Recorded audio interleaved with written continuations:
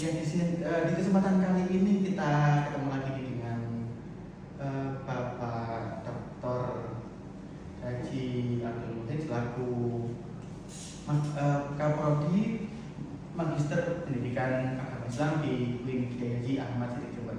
Nah, di pembahasan kali ini kita akan tanya-tanya nih mengenai tentang pesantren Sidogiri. Iya.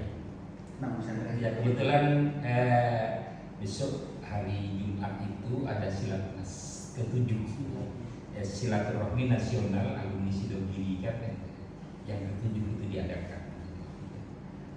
Biasanya yang acaranya apa saja nih Pak yang ada di dalam silatnas itu Pak? Iya, ya banyak. Jadi ada kita juga ini nyambung sangat lagi dengan guru, kemudian ada reuni juga, kemudian ada seminar kemudian ada ceramah ilmiah dan lain sebagainya. Intinya sesuai dengan ini Mas, dengan temanya hari ini, berjamaah menjaga marwah. Jadi kalau saya tidak salah memahami, artinya bagaimana silaturahim itu dalam rangka watawasau bil haqqi watawasau bis sabr. Jadi mungkin ketika kita nyambung sana dengan guru, bertemu dengan teman, jadi saling mengingatkan biar tetap di jalan yang lurus sesuai dengan kita pendiri Pondok Pesantren Sidogiri yang tasim bihamdillah yang nanti berpegang teguh pada jalan Allah itu. Itu Mas ya. Nah, lalu kita lanjut ke pertanyaan berikutnya ini. Nah, sebagai alumni santri di sana gitu, Iya. alumni gitu ya. Nah, mengenai kesederhanaan di sana, lalu pengembangan keilmuan, ibadah dan juga kemandirian yang di sana, boleh di-share dulu Bapak? Baik, terima kasih. Saya itu kan dulu di rumah ya memang sekolahnya di madrasah ya. Nah, kemudian ke Nurul Jadid, dari Nurul Jadid pindah ke Sidogiri. Dari Sidogiri pindah ke Gontor, dan di rumah lagi di Gontor 3 hari. Kalau di Nurul Jadid awalnya 2 tahun, kemudian balik lagi 5 tahun. Saya di Sidogiri itu 7 tahun dengan tugasnya. Ya, kesederhanaan di situ apa ya? Jadi diajarkan kesederhanaan salah satunya. Jadi makan, kemudian juga di sana kan tidak terlalu mahal juga. Bayangkan dulu saya pertama masuk di sana itu uang tahunan itu setahun itu hanya 12.000 di zaman dulu, sementara yang lain sudah 40. Jadi itu sudah, kalau makan juga itu murah sekali. Jadi ya karena sederhanaan, kemudian memasak sendiri, kemudian bagaimana yang penting suci dan bersih di situ begitu. Kemudian juga biar tidak ada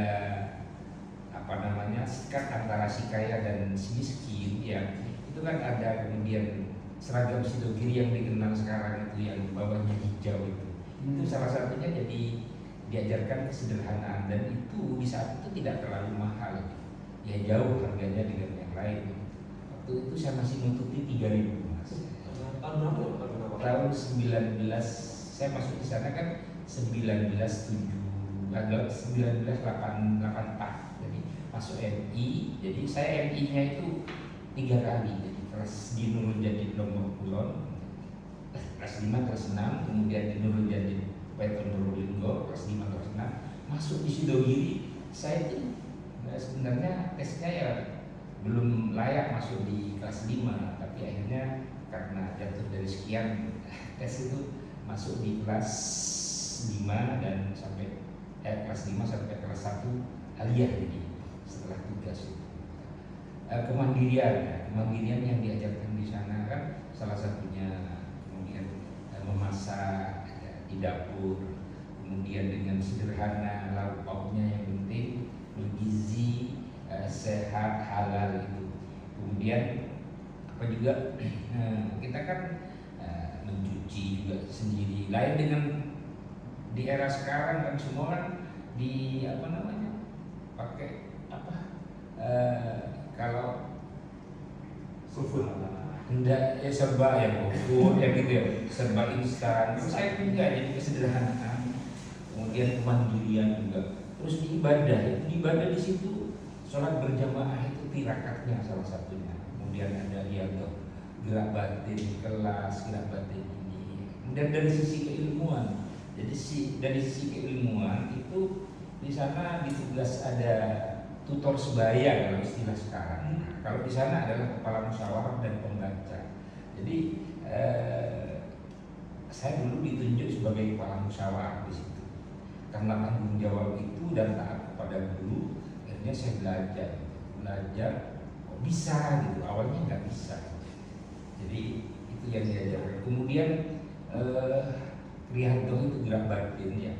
Itu ada tingkat daerah, tingkat kelas, kemudian juga bangun malam, terutama bagi yang ini kelas 6 dan kelas 3 itu wajib musyawarah malam. Jadi musyawarah malam itu jam 1 sampai dengan jam 3. Jadi di sana belajar musyawarah, kemudian juga sebelumnya tahajud, ada yang sudahnya kan gitu. Jadi itu berat sekali jadi bagi yang tidak terbiasa.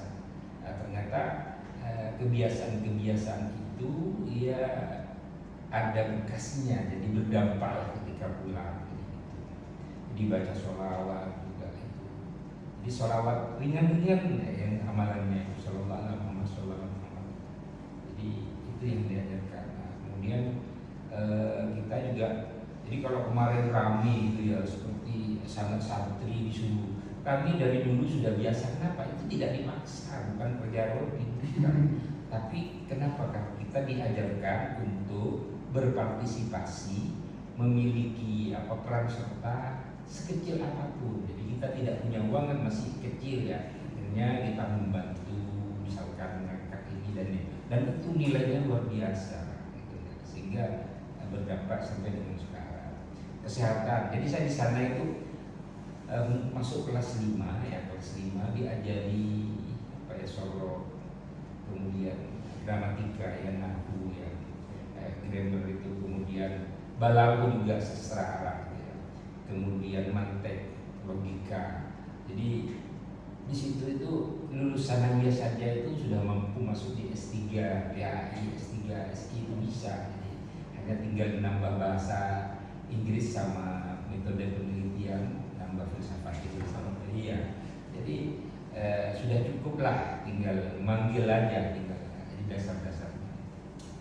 Makanya di pesantren itu kesederhanaan, kemudian kemandirian diajarkan itu, kemudian juga egalitarian. Jadi ini kesamaan rasa dengan teman. Jadi kita misalkan ya bagi tugas itu, ada yang bagian belanja kemana, ke pasar, ada yang masak, kemudian ada yang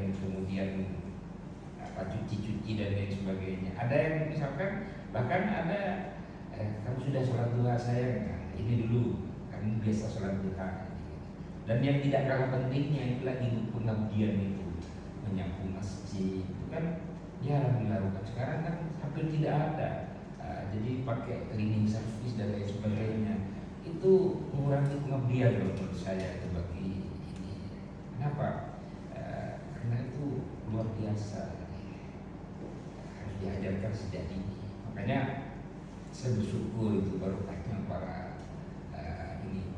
Bahkan konon ini ya, jadi ada salah satu pengasuh pondok pesantren, jadi mungkin ini tidak dikenal dengan sebagian orang, ilmu laduni ya, Wahabi.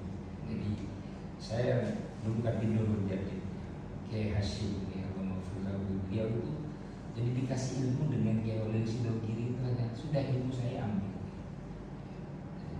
Ternyata beliau itu dikasih diri. Saya kemudian ke Jombang, mimpi dapat bahasa apa, ngomong bahasa Inggris dengan orang Amerika, baru bisa bahasa Inggris. Kemudian jadi ilmu-ilmu yang seperti itu yang langka. Mungkin kalau masih ada orang-orang wali tidak terasa beliau wali. Oleh karena itu memang ada orang-orang khusus ya di sana. Makanya membangun sebuah pesantren itu tidak sama dengan pabrik. Ilmu saja tidak cukup, tapi tirakat dan hatinya itu betul-betul bersih. Jadi sehingga walaupun tafadhal mulidal qalbi lam fatul. Jadi tidak boleh ada rasa dengki kepada siapapun gitu. Jadi siapapun diterima di situ, yang penting ada niat baik, tulus untuk menjadi orang baik, mendapatkan ilmu Allah. Jadi itu yang luar biasa. Bukan meninggi hormat dan lain sebagainya. Jadi sederhana sekali kehidupan di pesantren. Makanya Anda sambil bisa membedakan. Jadi pesantren yang sudah lama berdiri, kemudian bagaimana ini akhlaknya. Jadi tidak, kemudian saya tidak mengatakan yang sekarang enggak. Jadi itu paling kembalilah bagaimana posisi kiai di pesantren itu betul-betul tulus, kemudian memberdayakan umat, dan kemudian betul-betul di kalimatillah betul-betul memberdayakan masyarakat. Tidak seperti yang viral dan lain sebagainya. Alhamdulillah itu kan saya tidak tahu, tidak mau ngomong gitu ya. Jadi itu Mas. Saya kira itu sekilas. Makanya hari ini saya atas nama alumni Sidogiri dan kebetulan berkah dari Pondok Pesantren Sidogiri dan guru-guru yang lain yang menjadi apalagi dokter bahkan yang lainnya mengucapkan selamat silaturahmi. Jadi silaturahim nasional ke-7 bersama-sama yaitu berjamaah menjaga marwah. Mudah-mudahan senantiasa jargon ini bukan hanya untuk alumni Sidogiri tapi untuk masyarakat Indonesia dan masyarakat dunia pada umumnya. Jadi berjamaah menjaga marwah, bersama-sama menjaga marwah. Terima kasih. Assalamualaikum warahmatullahi wabarakatuh.